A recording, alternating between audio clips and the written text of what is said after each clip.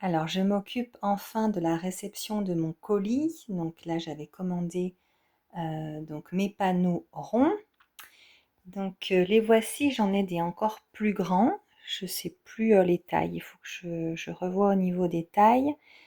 Donc c'est très bien. Il m'a semblé avoir pris le même fournisseur qu'avant. Cependant, je vois que même les petits formats sont hyper épais. Donc c'était bien prévu, hein, c'était du 6 mm.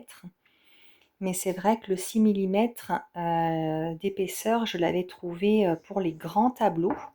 Donc pour les grands tableaux, ça se comprend parce qu'il faut que ça soit vraiment solide et que ça bouge pas, que ça, comment dire, que ça vrille pas, que ce soit bien plat. Donc il y a celui-là aussi. Donc de toute façon, c'était que du 6 mm. Là, je sais pas sur du combien on est de diamètre. On doit être sur du 40. Là, on doit être sur du 40, 60. Donc là, on est sur du 60 centimètres. Et là, on est sur du 40. On est sur du 50. Celui-là. C'est vrai que ça fait tout de suite plus petit. Ou 45. Bon, il faut que je vois. Bon, en tout cas, ils sont très chouettes, mais c'est vrai que pour moi, pour les petits, c'est un petit peu épais parce qu'après, c'est forcément plus lourd. Donc, pour attacher, pour les systèmes d'attache et selon où c'est quand même plus facile pour les clients selon leurs supports muraux, selon s'ils ont du placo ou selon les murs qu'ils ont. C'est plus facile pour eux pour accrocher. Et donc je vous montre, avant j'avais celui-là, donc j'avais commandé celui-là, mais il me semblait que c'était chez le même fournisseur. Donc forcément ça peut se voiler. Donc après, hein, il y a avantage, inconvénient. Donc là on est sur...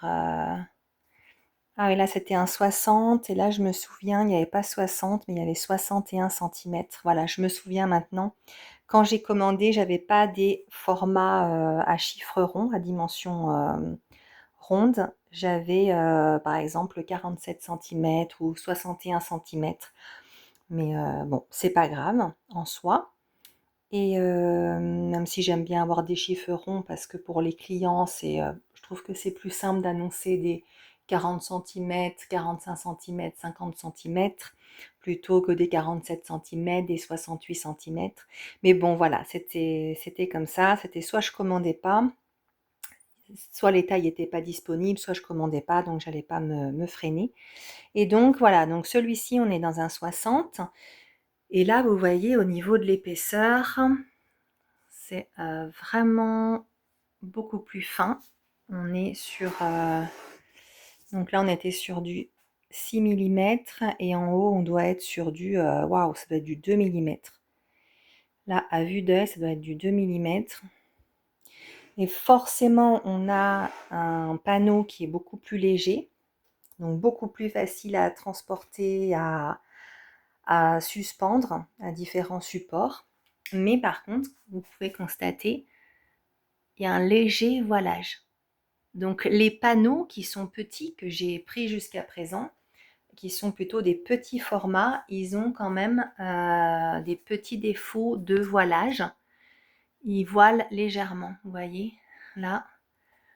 Alors que les supports plus épais, donc là on est vraiment, là ça ne bouge pas. On est vraiment sur un panneau qui reste plat, même peint. Alors, on n'est pas à l'abri qu'un panneau peut légèrement voiler, hein, parce que de toute façon, tout ce qui est matière bois ou même voilà, bois compressé, carton, de toute façon, ça bouge. Et donc voilà. Donc je ne sais pas sur quoi je vais partir les prochaines fois. Est-ce que je privilégie le fait d'avoir des panneaux qui restent bien plats, bien solides et j'ai vraiment du coup un panneau bien plat pour mes clients et pour pouvoir les accrocher au mur, ou est-ce que je privilégie des panneaux plus légers, mais avec du coup une fragilité et un mouvement naturel, quoi. Donc voilà, je teste, hein, c'est en faisant qu'on apprend. Après, il y a aussi une histoire de goût et de couleur. Je pense que certains préfèrent avoir un tableau plus solide, qui soit vraiment plat, vraiment rigide, qui n'ait pas de défaut de voilage. Certains vont préférer avoir quelque chose de hyper facile à fixer. Et c'est vrai qu'il y a aussi ce rebord. Je sais que quand je faisais d'autres tableaux, d'autres types de tableaux, j'aimais avoir... donc j'ai peint d'autres types de tableaux, des visages notamment. Et j'adore sur les supports plats comme ça, c'est hyper agréable à peindre.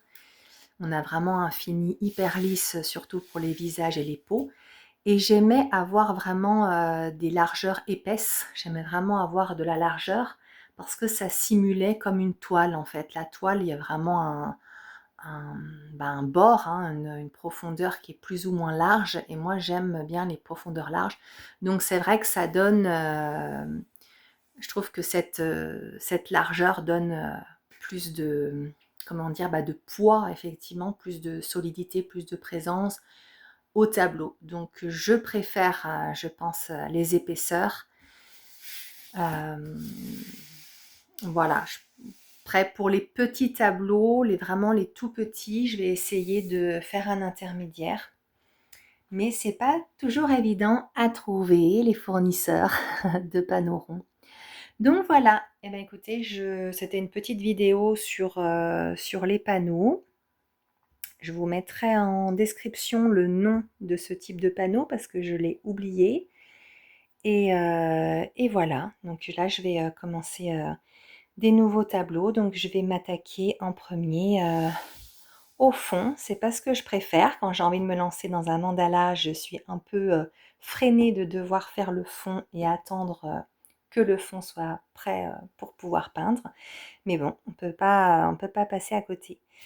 Donc voilà, et ben écoutez, à la prochaine. Bye!